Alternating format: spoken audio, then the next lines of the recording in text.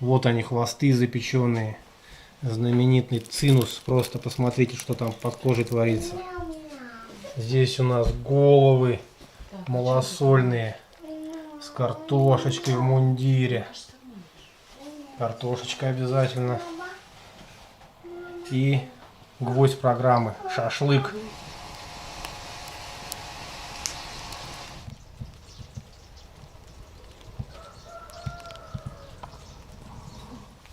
Давай, загадывай желание. Дуй, как девушка дует. Давай, дуй на одуванчик. Ох, как классно! Знакомьтесь, это мой племянник. Зовут Глеб. И по совместительству еще и крестный сынок. Парень одуванчик.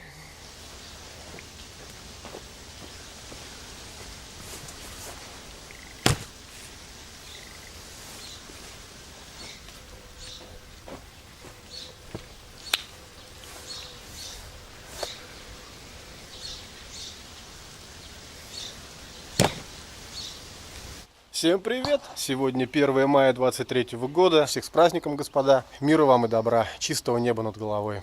Сегодня в честь праздника я решил приготовить сразу несколько блюд одновременно.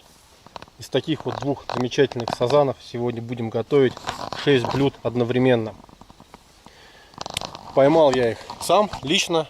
Предлагаю сейчас вспомнить, как это было. Буквально 5 секунд. Эти эмоции мне не забыть никогда.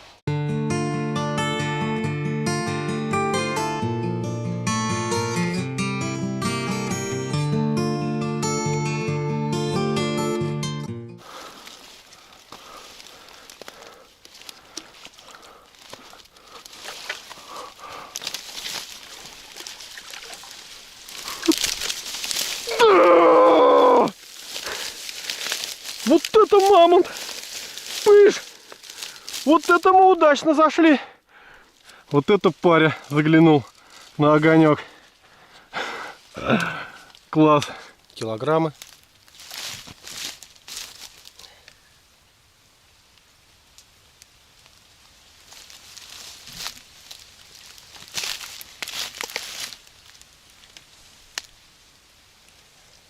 Офигеть!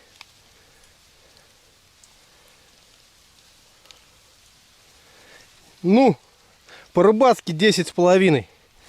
Ой-ой-ой-ой-ой. Ой-ой-ой-ой-ой.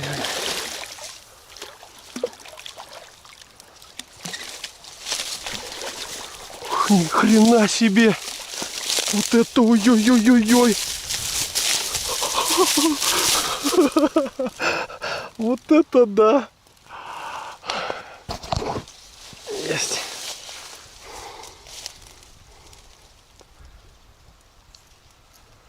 Что, устаканилось? Сколько там? Опа. 7,5 килограмм. Вот это красавец.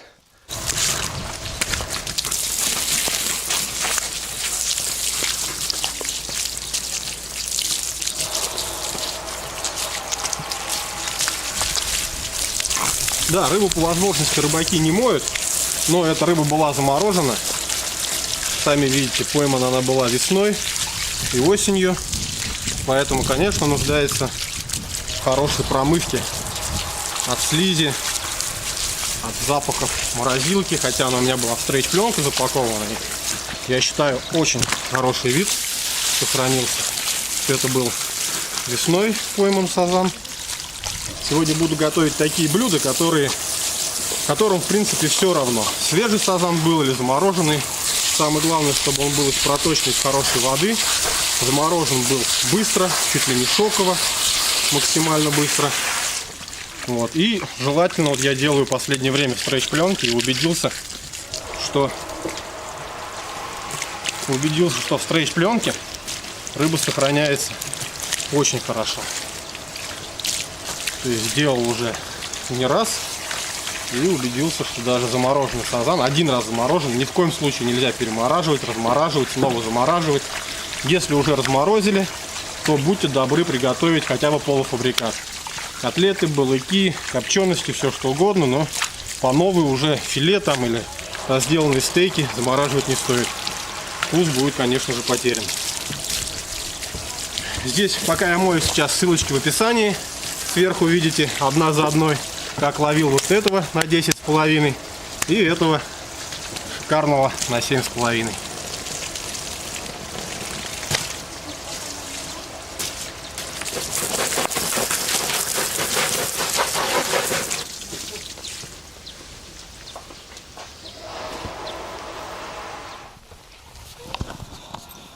Не чихай, будь здоров.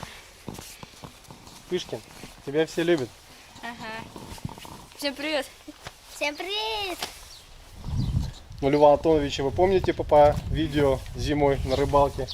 А это Софья Антоновна, моя дочка. Просто прелесть. Сегодня собрались с семьей. Будем готовить сейчас 6 блюд из сазанов. Смотрим. Первое, с чего я начинаю, говорю это честно, как есть, одеваю перчатки. Потому что когда возишься с рыбой, все вот эти пилы, кости могут больно впиться в руки. Плюс рыбья слизь очень сильно прилипает к рукам, сложно ее отмыть, потому что рыбья слизь, она очень коварна. Следующий этап: вырезаем жабры. Я уже подрезал. Удаляем жабры. Жабры нам не нужны, поскольку есть в них абсолютно нечего. Жабры к курам. Так, вырезали с одной стороны. Подрезается жаберная крышка с обеих сторон. Руками выламливается. И удаляется дыхательный орган рыбы. Все. Ушел. Я вижу, что это самка. И, конечно же, она набита икрой. Поймал я одну осенью самку, другую ранней весной. Поэтому считаю это честно. Потому что рыба еще не была на нересте, даже практически к нему еще не готовилась. Я поймал с икрой, соответственно, можно икорку покушать, приготовить. Приготовим из нее слабосоленую и икряники. Драники из икры, котлетки из икры, как по-другому еще их называют. Смотрим, это уже 2 блюда. Чуть-чуть придется чистилкой поработать, просто для головы. Чуть-чуть оставляю мясо. Надрезаю с одной стороны. Аккуратно. Надрезаю с другой стороны. Так. Далее я делаю надрез по кишечнику. Очень аккуратно со стороны головы подрезаю туловище.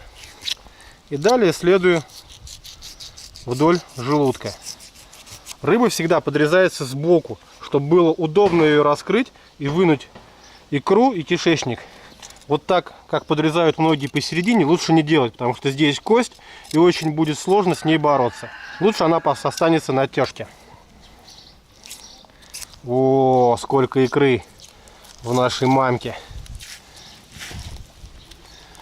Поехала в чистую посуду у нас икра.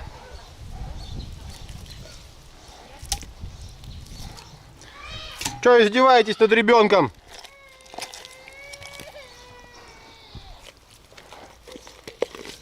Что-то кто-то у нас капризничает.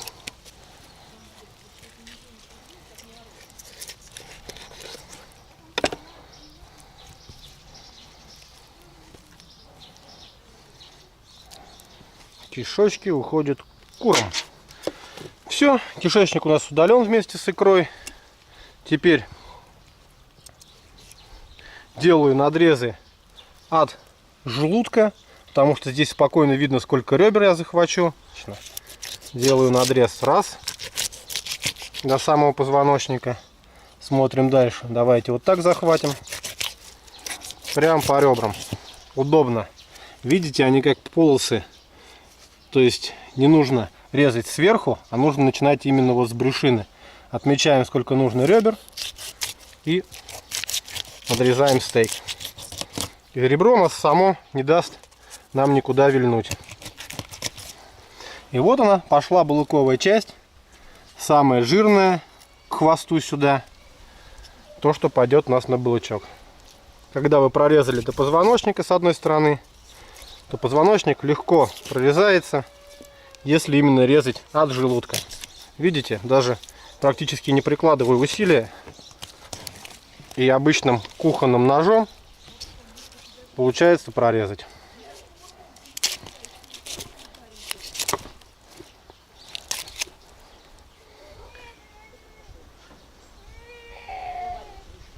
Иди посмотри, что я здесь делаю. Иди. Иди рыбу разделывать будем. Иди. Давай, иди, я тебе покажу, как рыбу разделывать научу. Иди, научу. Вот эту часть брюшину лучше всего использовать в балык. Давай, давай, подходи. Бесплатный мастер-класс. Только сегодня, только для вас. Подходи, потом будет батя привозить сазанов, а ты будешь разделывать. Будет вообще круто.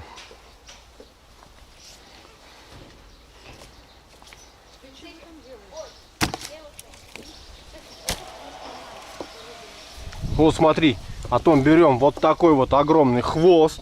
Вот сюда вставай рядышком. Будешь смотреть, учиться. Вот такой хвост огромный берем. Так. Делаем надрез вот здесь, возле анального плавника. Так. Потом со спины его надрезаем. Вот так, хлоп. Дальше. И потихонечку вырезаем хребет. Так. Внимательно смотришь? Запоминай. Глеб, смотри, смотри. Тебе еще в жизни пригодится. А с папой это точно. С твоим папой рыбаком. То есть смотри, какой получается шикарный пласт балыка. Видишь? Тут просто прослойки жира вкуснейшего будут. Туда же его в засолочку. Освободившийся позвоночник, хребеточек, также пойдет у нас на малосол.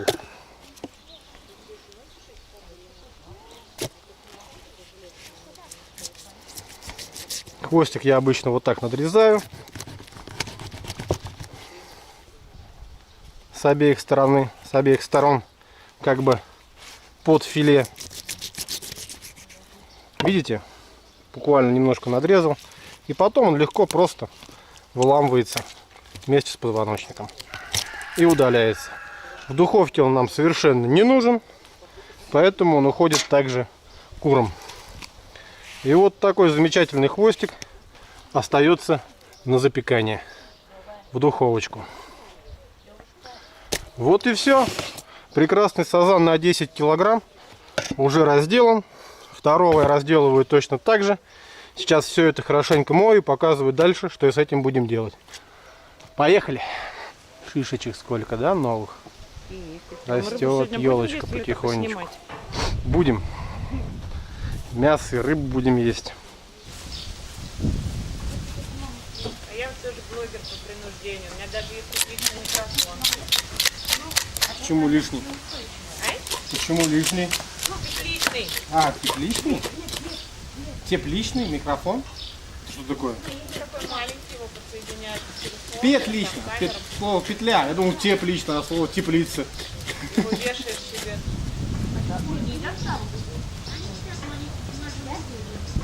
Кидайте, кидайте им все равно, оно высохнет, сеном Ой, будет. она высохнет, ага, потом будет валяться, как в прошлом году. А что, ну вот сейчас что-нибудь от нее осталось? Правда, потому что мы сгребали и убирали. Зачем? Вот что значит осенний сазан. Это сплошной жир на кишках. А весенний уже не такой. Уже жирочек у него ушел. Поэтому лучше всего рыбу ловить летом и осенью. Прослоечки жира, мясо, и даже мясо очень светлое, белое. Именно такое жировое на балычок.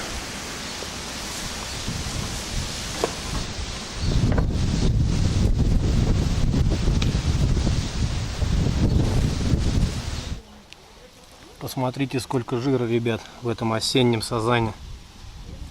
Просто весь в сале. И именно в сегодняшних блюдах этот жир будет полезен.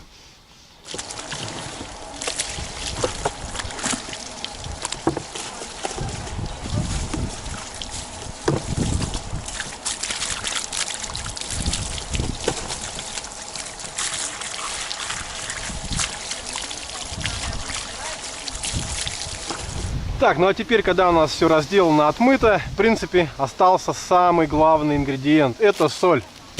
поваренная, пищевая, астраханская или какая-то любая соль. Теперь нужно хорошенько все для моих именно блюд это просолить. Что-то в большем количестве, что-то в меньшем. Сейчас все покажу. В первую очередь беру балыки. Они останутся солиться надолго, поэтому просыпаем соль на днище любой посуды. Я не чаруюсь пластиком, считаю, что он достаточно инерционный. Образование мне позволяет это считать. Укладываем балычок раз, пересыпаем солью изрядно. Не жалеем соли, тем более, чем рыба жирнее, тем соли требуется больше. Грязная она или чистая соль. Я для этих целей считаю неважным. Потом все равно все это хорошенько отмоется. 2 укладывается балычок, засаливается. Точно так же остальные кусочки. Ух, кусочек так кусочек.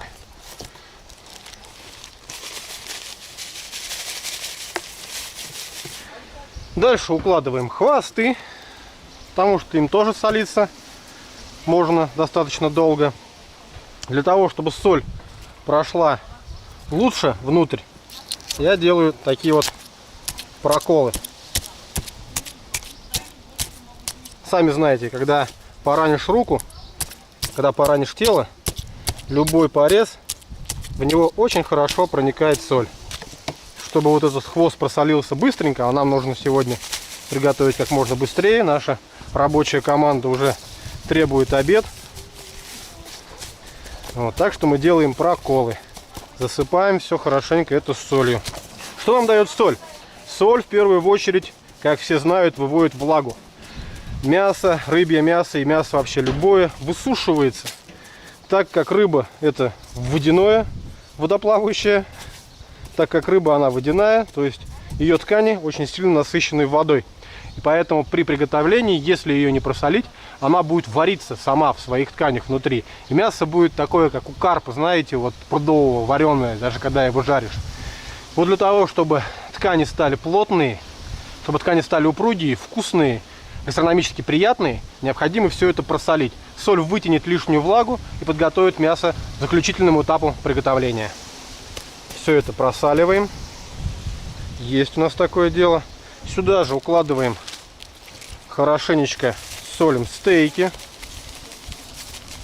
Все, что угодно можно будет потом из этой рыбы сделать, но самое главное дать ей полежать в соли, чтобы она приобрела такой, знаете, упругий вид мяса, плотный. Ну и само собой любая рыба любит соль, поэтому солим, солим, солим. Не боимся то, что от таких крупных сазанов у нас получились огромные куски стейков. Потом в решетке гриля я их буду жарить. Они все ужарятся, станут тонюсенькие, такие как нужны. Но при этом останутся сочные. Так, вот уже на таких 2 сазана у меня практически 2 пачки соли ушло. Иду за следующей солью.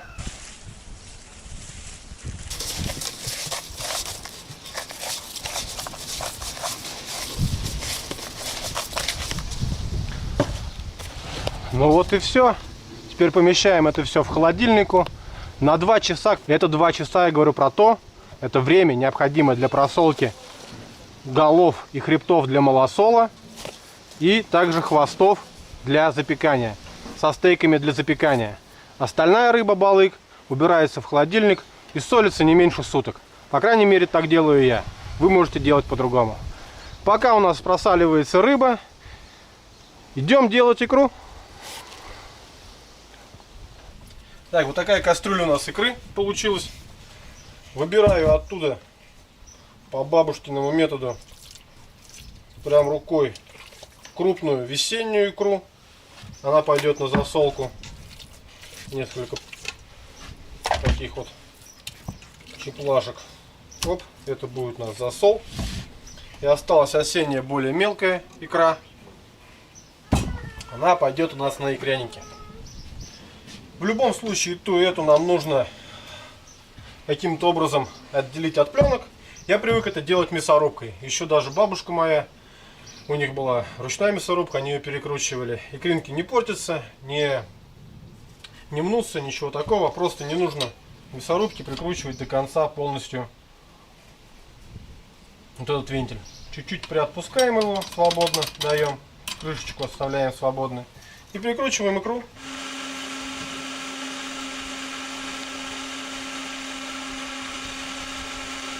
Для того, чтобы приготовить икру соленую, мне понадобится пару литров кипяченой воды. Воду беру чистую из магазина. Наливаю по меточке. Вот пару литров, на это количество хватит. Я не делаю тузлук, я делаю просто подсоленную воду. Эта подсоленная вода нам нужна будет просто для промывки. Ложка соли на 2 литра. Я делаю так. Эта вода нам нужна будет просто для того, чтобы промыть икру окончательно, финально, перед посолкой. Я делаю сухой посол. Смотрите, как это будет. Размешали, ставим кипятиться, вода вскипит, выключаю и оставляю на 5-10 минут. Кто любит более вареную икру, но обработанную и считает, что она избавлена от всех паразитов, можете заливать прям кипяченой. Кто делает в Астрахани, ну, по крайней мере, вот делаю я уже очень давно, вся моя семья, моя бабушка так делала. Она делала просто, брала икру перекрученную, вот такую вот сазанью, видите, она уже чистая, прекрасная, красивая, и добавляла на килограмм икры полную столовую ложку соли с бугорком. Меньше, больше бугорок, в зависимости от предпочтений. Когда буквально недавно я начал мониторить информацию в источниках, в литературе, я нашел то, что первосортная икра ГОСТовская у нас в России считается с содержанием соли от 2 до 6%. В ложке соли, что удивительно по бабушкиному рецепту, порядка 30 грамм с бугорком. Это на килограмм выходит 3% соли. Соответственно, первосортная икра слабосоленая. А там уже кто как варьирует от 1 ложки до 2 ложки. 2 ложек, ну 3 ложки, это уже перебор, это уже второсортная икра, которую можно хранить очень долго, конечно, но вкуса от нее прекрасного не ждите. Смотрим. Значит, моя бабушка солила просто 1 ложкой соли на килограмм икры, перекрученной, свежей, не мытой, не промывая ничего, просто просаливала. И ставила на сутки, убирала в холодильник. Разрешала кушать только через сутки после того, как икра просолится. Я же теперь делаю, перекручиваю икру по новым правилам, новым методам, с более современным, которые удовлетворяют современным представлениям. Промываю несколько раз икру, сейчас перекрученную, и потом финально подсоленной кипяченой водой горячей промываю ее через такое вот сито. Можно через марлю. Поехали. Прикидываем примерно, сколько у нас здесь веса. То, что вот на экраннике мы взяли. 2 килограмма вместе с кастрюлей, соответственно 1,5 килограмма без кастрюли. Берем соль. И из расчета, то, что на соленую икру нам необходима ложка соли с бугром, употребляем мы ее вместе со влагой, она не выжаривается, не высыхает, ничего, да? Берем где-то треть ложки с бугром, то есть половина ложки столовой на килограмм икры для икряников. Соответственно, здесь 1,5 килограмма, ну, чуть поменьше ложки, на 1,5 килограмма. Вот. В принципе, икряники любят подсоленые. Икряники и корники все любят подсоленые, поэтому ничего страшного, что соли мы бахнем побольше. На такое количество я добавляю примерно на 1,5 килограмма пару яиц куриных.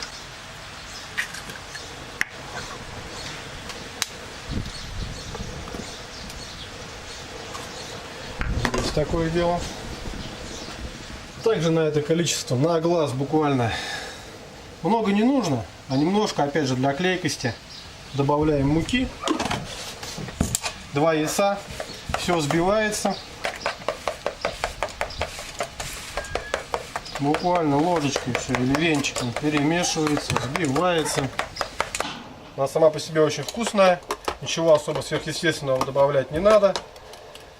Ее просто нужно немножко разбавить, просолить.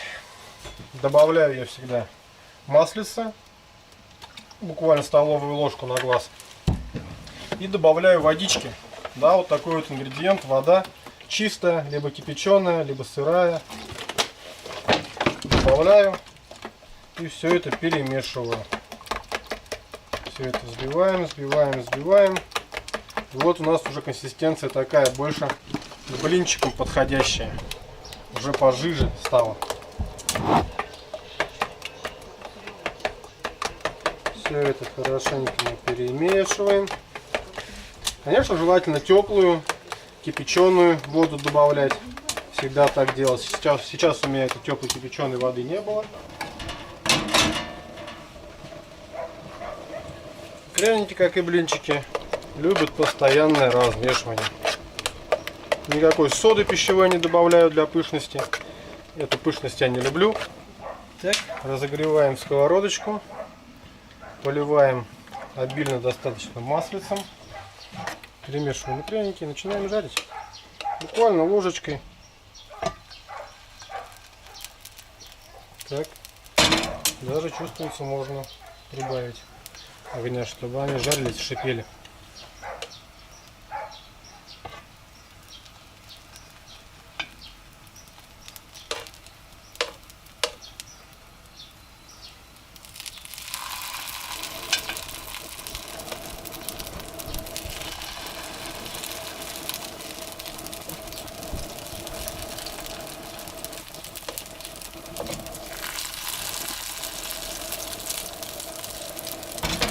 Вот так. Также для вкуса в икряники можно всегда добавить укроп. Замечательно он сочетается с рыбой. Черный перец, красный перец. И вообще любые приправы, которые подходят к рыбе. Все зависит от вкуса икры. Если она из прудового хозяйства, из какой-то непроточной воды, лучше всего засыпать побольше специй. Вот здесь у нас угли уже прогорают. Жар, мощный жар. Для шашлычка, для гриля, сазана на гриле и шашлыка.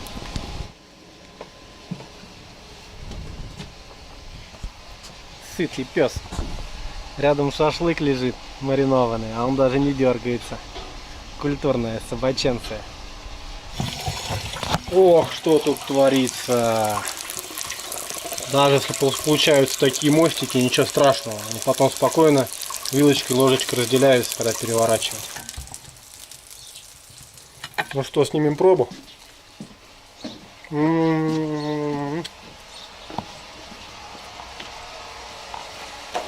Лев Антонович. Вкусно? Вкусно. Да Чуть-чуть что, соленоватое. Нет, даже, по-моему, еще С кофе хорошо было бы. Вкусно. Я кофе. А, пиво не надо. Как считаешь, даже не соленый, нормально? Даже, по-моему, посолить можно. Не помню. Ну, вкусный, вкусный. Не, вкусно. А у тебя тут что? Шашлык? Сейчас прикольно. Давай, давай, нет. Прям сделай, прям вот первый раз жаришь. Прям пускай подольше полежит, чтобы прям вот такая вот зажаристая корка образовалась. Ну все, тогда можно идти домой. Да, потом с другой стороны также сделаешь. А потом уже часто будешь крутить. Ну давай, помощник, молодец. И кряники. И кряники? Хорошо. Нормально, как раз не быстро жарится, есть время заняться посылкой икры. Чем больше кастрюли, тем лучше. Наливаем. Промываем. Образуется пена, которую нужно будет просто снять рукой. В это время, когда промывается, икра оседает вниз, она более тяжелая, вода поднимается вверх, ну и, соответственно, растворенные все жилки, вещества, которые есть, кровь, все поднимаются вместе с водой, растворяются в ней и находятся в верхних слоях. 2-3 раза промываю, затем заливаю остывшей очень горячей водой с 1 ложкой соли, как бы чтобы лучше промылось, чтобы вот отследить от всего, отмыть икру, а потом солим в сухую.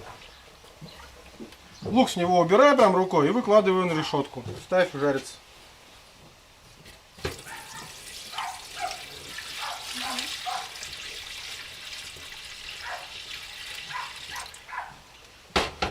Вот до такого состояния смываю. Икра была замороженная, соответственно, немножко уплывает, но ничего страшного. Еще раз промываем.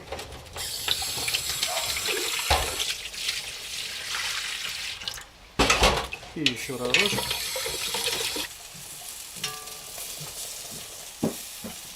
Заливаем горячей водой. Примерно здесь килограмм икры, здесь 2 литра горячего рассола. Даже если немножко она подварится, ничего страшного не будет. Будет только зерно в зерну обработанное. Все, промывается. Икра он пошла немножко желтеть. Я считаю, этого достаточно, чтобы она была и красивая, и вкусная, и хорошенько горячей водой промытая. В такое вот сито сливаем.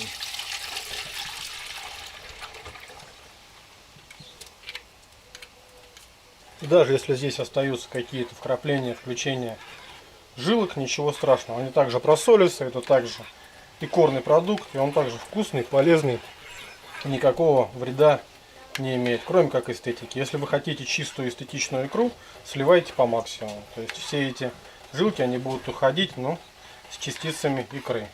Повторюсь опять же, моя бабушка вообще не промывала, а просто свежую икру солила из расчета на килограмм икры ложка с бугорком соли.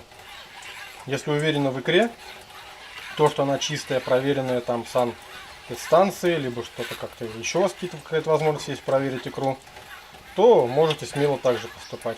Скажу только то, что бабушка моя прожила в Астраханской области, в селе под 90 лет. И когда в 70 лет она обратилась в поликлинику, в местную, в сельскую, у нее спросили: Галина Семеновна, а где ваша карточка? Она говорит: так не было никогда. В смысле не было? Что, не обращались? Так вроде и незачем было. То есть человек до 70 лет в поликлинику не обращался вообще. Кушал икру, натуральные продукты. Черной икры в нашем селе не было, что удивительно для Астраханской области. Оно слишком далеко. Это село караванное находится от тех мест, где плавали осетровые. Но вот такая вот сазанья икра, щучья была, всегда присутствовала. Солили ее из расчета на килограмм икры, ложка столовая соли. Все было прекрасно, никто не болел. Все. Оставляем икру стекать. Сазанья икра будет стекать долго, чуть ли не до вечера. Как будет готово, более-менее покруче, покажу, что делаю дальше. А дальше что? Я просто солю также из расчета на килограмм икры ложка соли и раскладываю по банкам. Все, можно будет кушать, но кушаю на следующий день, чтобы она немножко соферментировалась, чтобы она, как говорится, дозрела.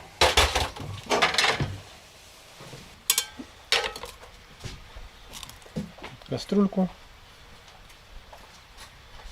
обнуляем. Сейчас сюда икру. Без 25 грамм килограмм. Соответственно, так как вода, которой промывали последний раз икру, была уже подсоленая, вот такого вот бугорка для этого не до кило, я считаю, будет достаточно. Высыпаем. Соль дополнительно еще уберет влагу, и икра будет более структурированная.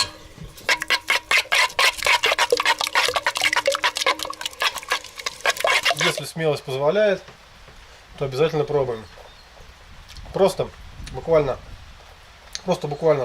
языком коснуться ложки, достаточно понять, что соленая икра или нет.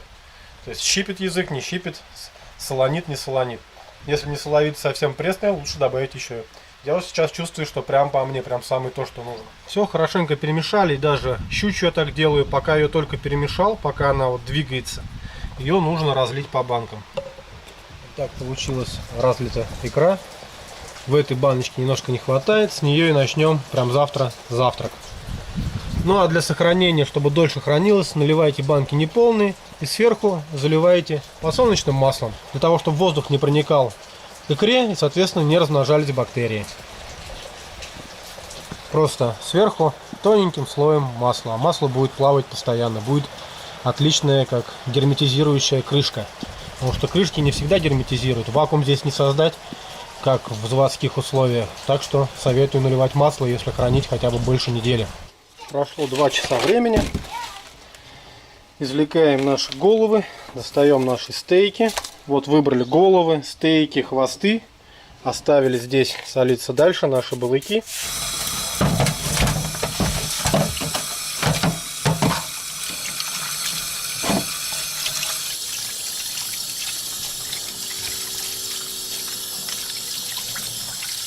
Для приготовления малосола мы помещаем обе наши головы в огромную кастрюлю. Не огромную, а та, которая поместит эти головы. Заливаем водой. Я еще люблю добавить вместе с ней сварить картошку в мундире, резанную пополам.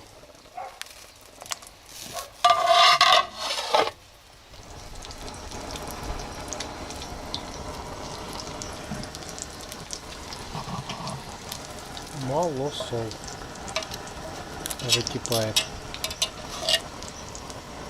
О, уже закипел. Кстати говоря, надеюсь, все знают, что когда варишь уху варят обязательно с открытой крышкой. Для малосола не так важно,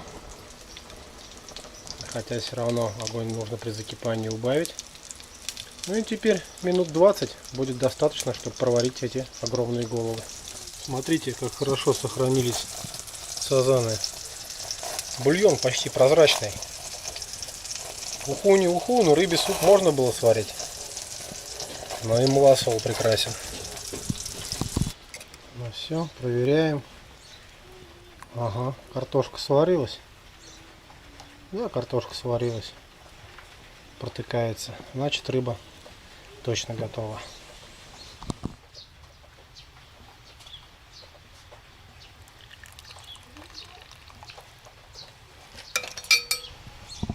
Яблочки хоть завязались. Деткам хотя бы яблочки будут. Остальное почти все померзло.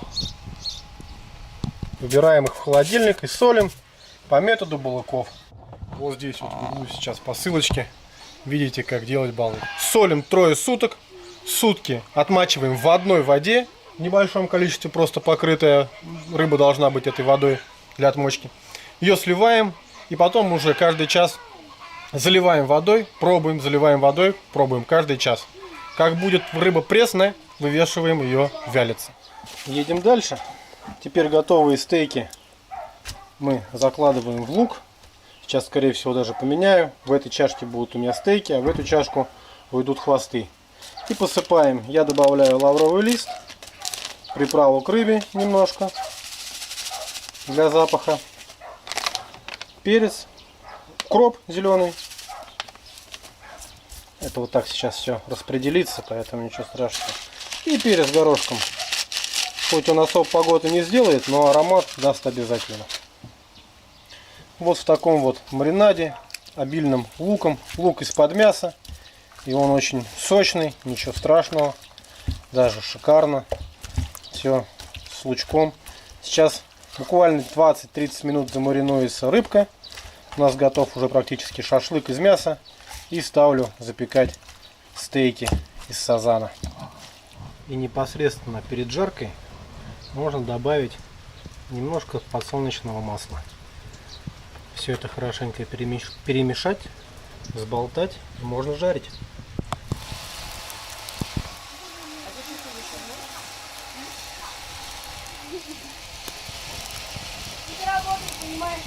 Запах, ребята, запах просто божественный.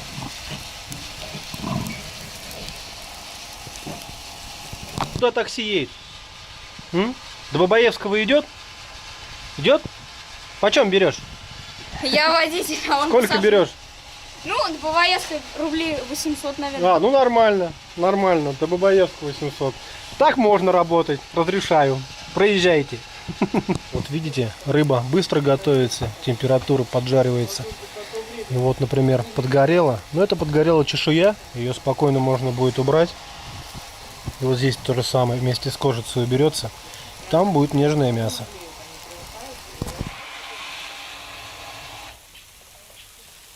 Шкварчит, шкварчит. Ну все, готово, надо убирать. Рыбу нужно снимать немножко остывшую с решетки, потому что она прилипает. И первая вот переломалась, а вторая партия куски получились вот просто шикарные. Толстые такие, зажаренные. Класс. Стелим фольгу на противень. Вот наша рыбка. Желательно найти сухие веточки. Смотрим дальше. Выкладываем веточки на противень. А буквально в любом порядке. Это для того, чтобы рыба наша. Также можно готовить целого карпа целиком, просолить в холодильнике, побольше только подержать часов 5-6. Если вспоротый, то также пару часов внутри промазал и все, солью пропечется. И когда так выкладываем наши хвосты, то, соответственно, воздух будет циркулировать под ними, и плюс они не прилипнут к фольге к нашей. Убираем в духовку на 45 минут при температуре 270 градусов. Последняя партия икряников с луком. Вот уже одно выложил, еще одно зажарил чисто для себя. Я его люблю везде, в любых проявлениях поджарки, салатах. Это наше мужское. Вот они как зарумянились, шкварчат хвостики. Палочки, веточки от фруктовых деревьев сухие дают аромат прекрасный, как копчение. Цвет, видите, золотистый, значит уже рыба подходит. Плюс чешуя, если видно, приподнимается вверх, отделяется от тела, от мяса, значит тоже уже готово. Вот так смотрю, слежу. Плюс смотрите, плавнички, видите, зажарились. Даже могут немножко подгореть, ничего страшного. Значит, будет рыба готова. Такие вот признаки. Не астраханские, конечно, но уже. Икряники. Это, ребят, лимон. Долька берется и выжимается хоть на икряник, хоть на рыбу, если кто не любит рыбный привкус. Вот они, хвосты запеченные. Знаменитый цинус. Просто посмотрите, что там под кожей творится. Настоящий кайф. Ням-ням, да. Здесь у нас головы малосольные. С картошечкой в мундире. Картошечка обязательно. И гвоздь программы. Шашлык. Лев Антонович, приступим к дегустации. Антон, покажи, как вкусно. И вот оно. Шашлыкович, когда отделяешь шкурку с чешуей, а там чистое мясо. Вот он, цинус. Всех с праздниками! Всем мира, добра, здоровья! Ну а нам приятного аппетита! Ура! Ура! Ура! Ура!